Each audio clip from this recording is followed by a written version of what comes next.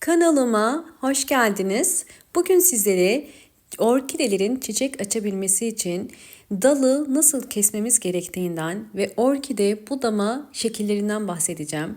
Orkide dalı ne zaman kesilir ve nasıl kesilmesi gerekiyor? Hemen tüm püf noktaları gösteriyorum. Bugün sizlere özellikle 3 farklı orkide türünden budama şekillerini göstereceğim.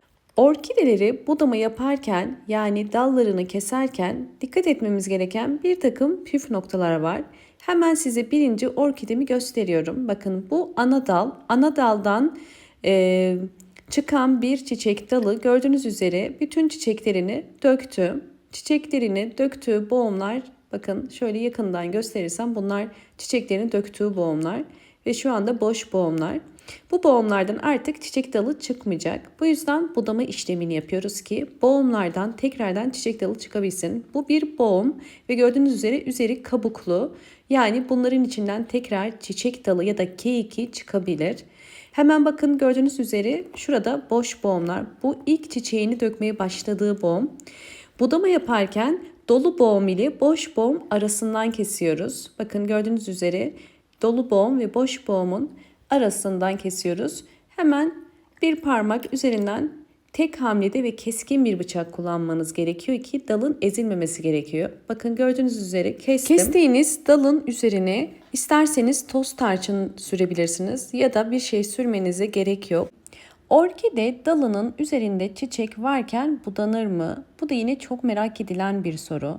Eğer orkide dalının üzerindeki çiçeklerin büyük çoğunluğu döküldüyse ve orkidenin en uç kısmında belirgin bir tomurcuk yoksa orkide dalını çok geç olmadan budamak gerekiyor.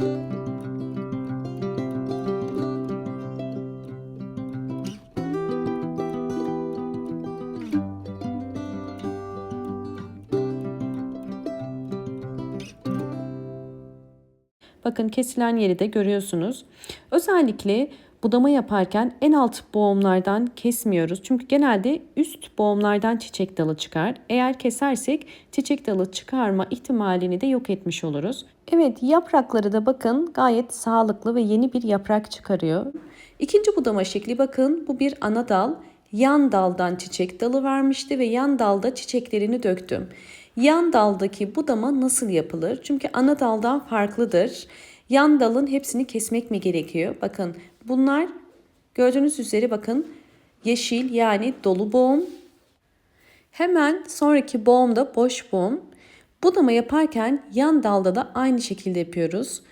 En son çiçeğini döktüğü boğum ile dolu boğum üzerinden tek hamlede kesiyoruz. Bakın gördüğünüz üzere bu budadığım dal ve içerisindeki bütün boğumlar boş. Ve gördüğünüz üzere bakın ana dal ve yan dalı da budamış oldu.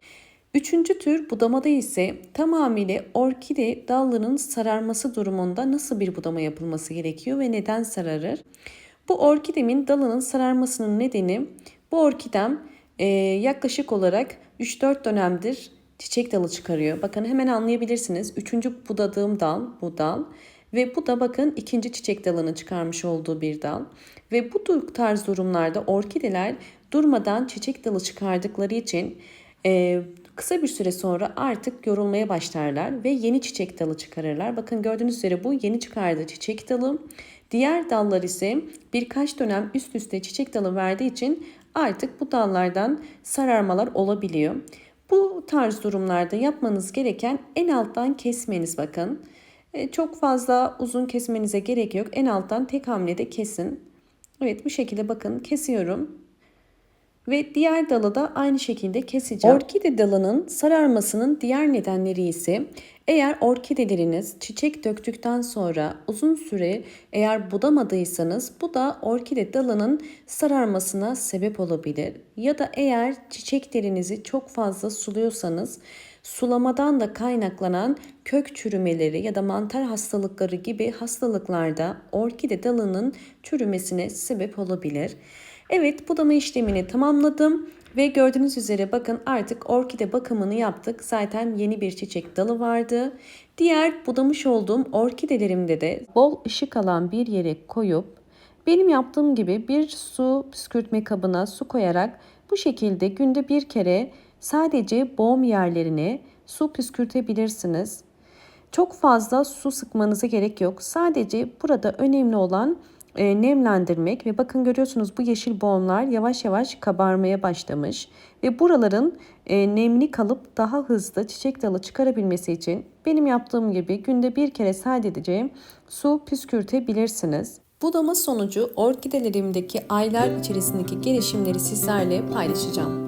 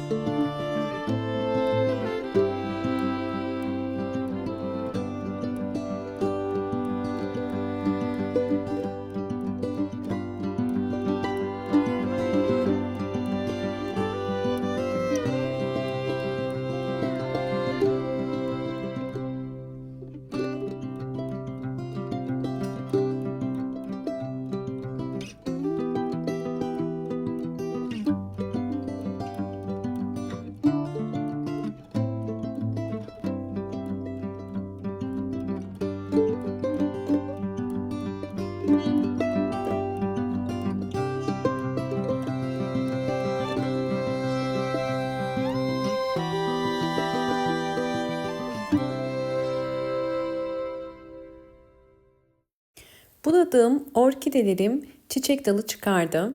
Bakın bu yan dal çiçek dalı ve yan dal çiçek dalı gördüğünüz üzere gayet bol çiçekli. Sizler budama yaptığınız zaman orkideleriniz yan daldan da ana dal kadar çiçek çıkarabiliyorlar. Bakın birinci budadığım yer ve ikinci budadığım yerden sonra da bir dal çıkarmış oldu. Bu yüzden kesinlikle orkidelerinizi budama yaparken boğumları boşa kesmeyin. Her bir boğum bizim için çok önemli. Budadığımız yan daldan çıkan çiçek dalı ile bu gördüğünüz ana dal yani direkt dipten çıkan çiçek dalı arasındaki farkı da sizlere göstermek istiyorum.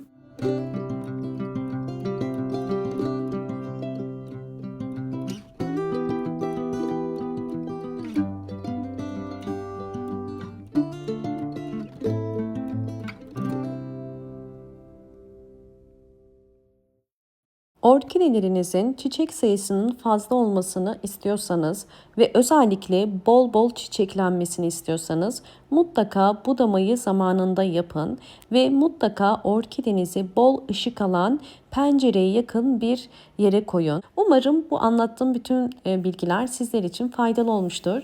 Videomu eğer buraya kadar izlediyseniz ve beğendiyseniz hemen beğen tuşuna basıp kanalıma da abone değilseniz eğer bana destek olmak için abone olmayı unutmayın. Bol bol yorumlar yapıp yorumlar kısmında da sorularınız varsa sorabilirsiniz. Hoşça kalın, sağlıkla kalın.